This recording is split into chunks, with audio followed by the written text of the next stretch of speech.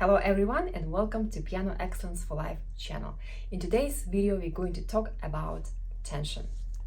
First of all, let's try to understand the difference between a real tension and a healthy effort. Even for me, in order for me to grab this pencil, right, I cannot do it without good effort, right? If my hand is completely relaxed, I will not be able to even take it. It's impossible. Same with the piano playing. Let's be honest. So when we play piano, it's a physical movement, right? So some amount of good and healthy effort is absolutely expected.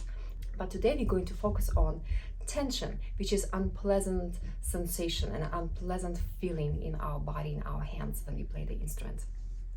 Surprisingly enough, a lot of people don't even realize that they have tension when they play piano until they try a different way when they are more relaxed and more at ease and enjoy the movement. Now, let's talk about three main points where the tension can naturally occur. The first point is our shoulder. So if you start playing and your shoulder is rising up, which is very common, and even though it's rising up and then maybe it's going down, it's still, this movement immediately builds the tension and immediately sort of isolate your back, right, and entire arm from the fingers. So that's the first one you want to be aware of and make sure that your shoulder is not going up. A very simple way to watch that is to actually put your own arm on your shoulder while you're playing. You have to do it, of course, hands separately. So just go ahead and play whatever you're working on and see if your shoulder is going to go, try to do this, right? Try to go down. So you will immediately feel it, and then you will do so for your left hand. Second point is our elbow. So the elbow needs to be free and the elbow needs to be slightly away from your body, right? But not in this unnatural way. So just kind of keep in mind that your armpit needs to be open, right? It cannot stay closed. So this immobile elbow, when we play, also can cause tension. See, my hand is numb, right? It's not moving along with my melody. And since elbow is immobile, again, it immediately affects the wrist, right? Which is the third point of tension where it can easily accumulate.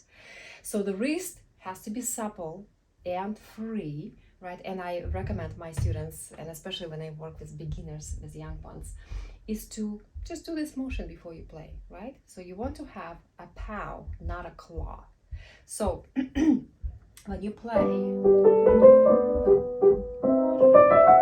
so the goal of wrist is to be sort of a friendly companion to the melody or to melodic contour.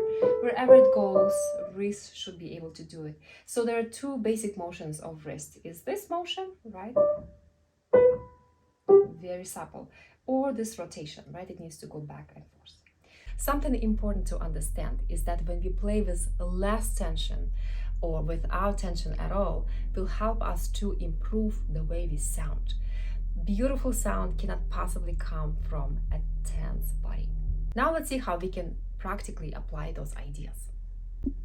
Let's look into how we start working on the musical piece and how we can apply some of those ideas about tension from the very early stages of work on a piece. Let's imagine that we need to bake a 3-layer cake, right? And that will summarize our work on the musical piece. So the very first layer that we are looking at, let's call it an optimal technique. So this would be the period of time when you're working on a musical piece, when you try to create this very comfortable container, right, on which, or bake this comfortable layer of playing, on which everything else will be built. So by that, I mean that, for example, if you start working on this Ballade No. 3 by Chopin, obviously you can say through it first, hands separately, hands together. But first, what I'm going to try to think and focus myself on is not specifically, how I want to shape every single note and how I build my first phrase, but I'm going to try to focus on how I feel, right? How my body feels, how my hand feels when I play it. So I go very slowly. You have to allow yourself to be slow. some notes will not be perfectly played.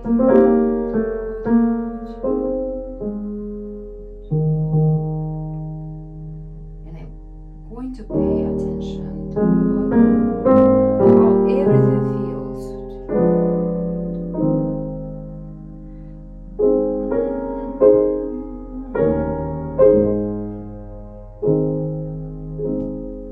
And how I move, and so forth. So, of course, you need to be okay with moving slowly, and it's a very slow process, but it's very worth doing from the very beginning of working on a musical piece. So you will spend some time, baking that first layer and being comfortable and, creating this comfortable, physically comfortable container for yourself at first. Then the next layer is the music itself, right? This is very, very important. And I recommend starting even thinking about it after the first layer is complete. So what means first layer is complete? You can play the piece hands together, but you can even have partially some parts memorized, and you are very comfortable. You can play it maybe slowly, maybe medium slow, something like that, but you are physically very comfortable. So when we bake this next layer, right, so we have to ask ourselves, what is the music is about, right? What's my context? What is the composer's intention? So this is all about being intentional, right? And just kind of understanding what you want to do with the music. And finally, the third level. So the third layer is all the specifics, right?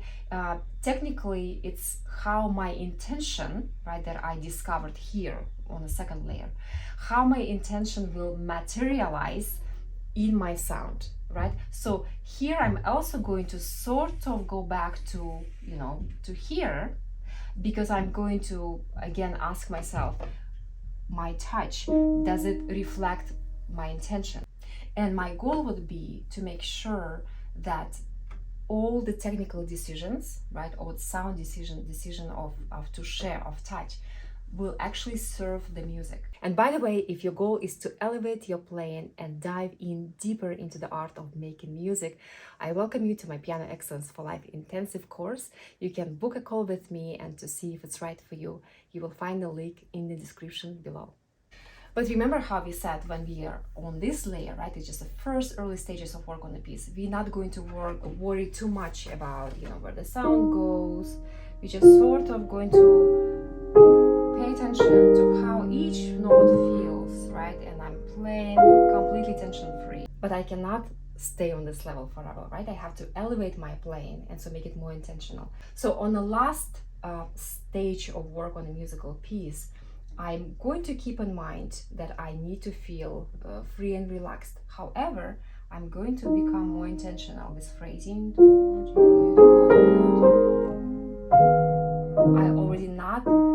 I will not be able to let myself to sort of do this, right? Yes, I'm comfortable, but everything is falling apart, which is okay for the first layer. But here, everything will be a lot more intentional, and all my technical choices will be driven from the layer number 2. We will pause right here, and I know that these concepts are quite complex and maybe a little bit confusing, but creative process cannot be pretty straightforward. I hope you agree with me. If you have any questions about any of the information that I have shared with you, please ask me below in the comments. I hope this video was helpful for you, and I hope you will be able to experience a pure joy of playing without tension. Bye-bye.